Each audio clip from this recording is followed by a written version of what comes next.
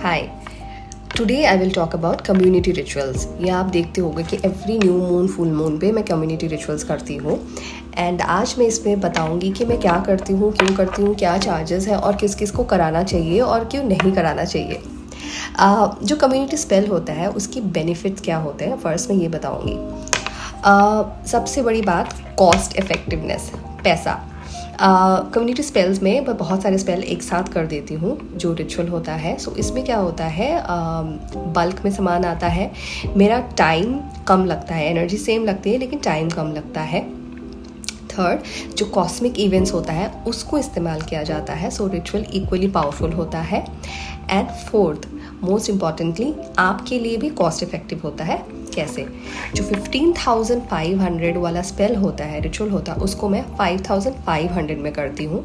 जो 5,500 का स्पेल होता है वो मैं कम्युनिटी स्पेल में 1100 में करती हूँ। So this is the best benefit you can get through a community spell. Community spells मैं क्यों करती हूँ? बिकॉज मैं चाहती हूँ मेरे क्लाइंट्स अपने लाइफ में अच्छा करें, उनकी ब्लॉकेजेस जो है वो हटे और उनको एक एक्स्ट्रा पुश मिले सो दैट वो अपने गोल्स और डिजायर्स को अचीव कर पाए। Second, I also believe in the universal law of oneness where हम सब एक हैं। So if my clients grow, मैं भी ग्रो करूँगी। That's the reason why I want all my clients to grow in life. Community spell मैं कैसे करती हूँ? जनरली आप इंस्टाग्राम पे देखोगे लोग कैंडल जलाते हैं, उसके नीचे एक पिटिशन रख देते हैं, हो गया आपका स्पेल। दैट इज़, एटलीस्ट मैं वो नहीं करती हूँ। आई फॉलो ए 3-वे प्रोसेस। सबसे पहले जब भी आप कोई भी चीज़ अपने लाइफ में ला रहे हो, यू हैव टू रिलीज। आपको अपनी निगेटिविटीज़, ब्लॉकेजेस हटानी होती है। That's what I do in the first step. So आपके जितने भी ब्लॉकेजेस हैं, निगेटिविटीज़ हैं, वो सारा मैं हटाती हूँ। उसके बाद second step is the road opener.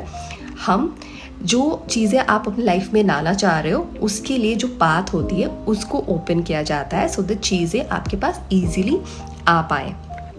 Third is the blessings ritual. Blessing ritual में हम अपनी एनर्जीज यूज़ करते हैं और कॉस्मिक एनर्जी को यूज़ करते हैं एंड आपकी जो वाइब्रेशंस है उसको हाई करने की कोशिश करते हैं, सो दैट आपकी वाइब्रेशन की जो एनर्जी फ्रीक्वेंसी है वो जो भी आप चाह रहे हो उस फ्रीक्वेंसी के साथ मैच करें और आपकी चीज़ें जल्दी अट्रैक्ट होके आपके पास आए। So that is how the ritual is done. किसको कराना चाहिए? इनफैक्ट सबको कराना चाहिए। Why are you even asking this question?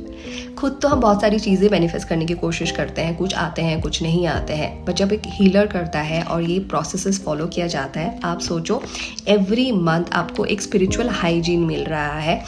आपकी जो निगेटिविटीज़ हैं, ब्लॉकेजेस हैं, एवरी डे, एवरी मंथ या किसी ओकेशन पे वो क्लेंज हो जा रही है।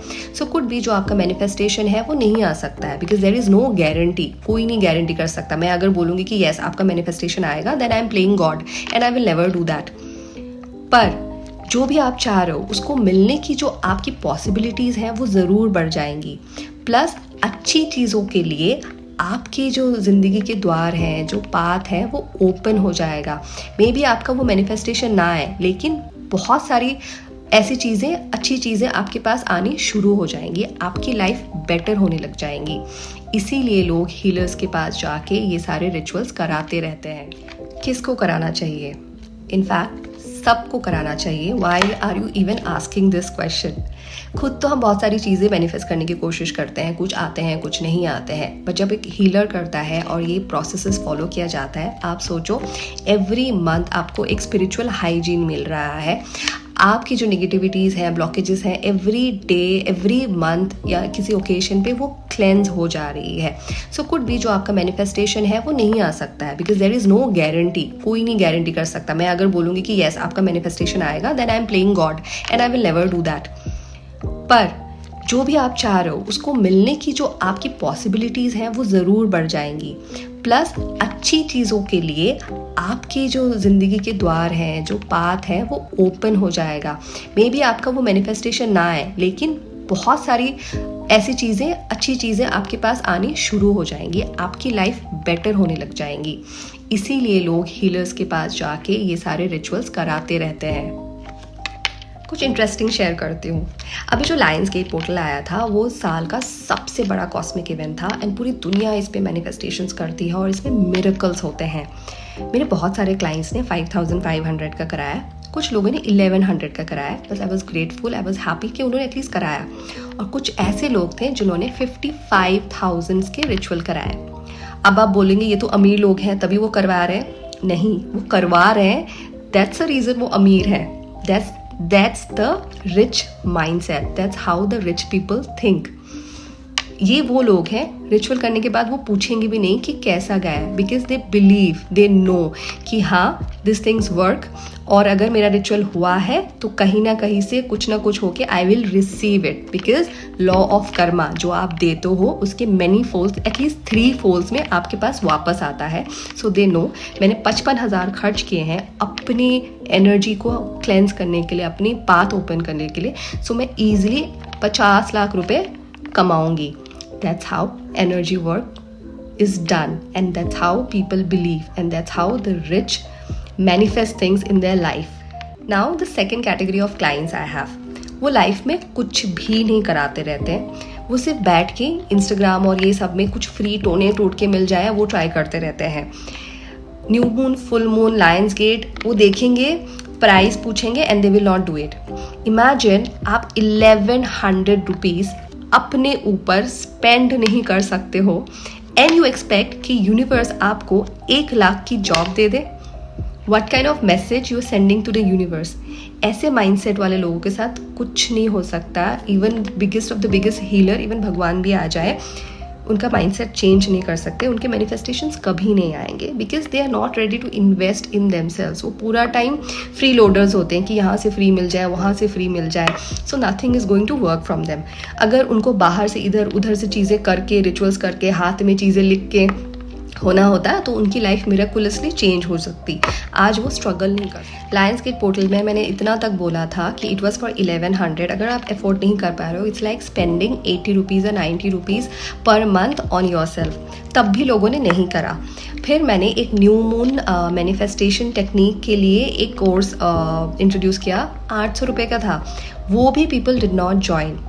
सो that is the kind of investment you don't want to do on yourself. आप सीखना भी नहीं चाहते हो, कराना भी नहीं चाहते हो, बट आप चाहते हो कि आपकी लाइफ मिरेकलसली चेंज हो जाए।